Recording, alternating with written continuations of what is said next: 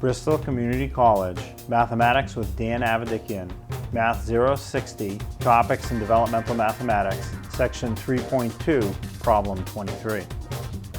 This is Section 3.2, Problem number 23. It says round 45.098214 to the nearest 100,000th. So what we have to do is identify which digit that 100,000th digit is, and then see if the next digit to the right is big enough to bump it up by 1 or not.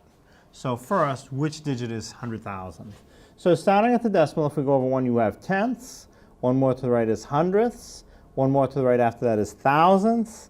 1 more to the right after that is 10,000ths. 1 more to the right after that, which is where we are, that's 100,000ths. So the 1 is in that 100,000ths position. Now, if the digit to the right is not big enough, we'll just eliminate all the other digits and leave it as a 1, which is the case that we have here. If it were a little bit bigger, we would increase by 1 and make it a 2 and eliminate the other digits after. But if the digit to the right is 0 through 4, which is what we have, we just leave it the way it is.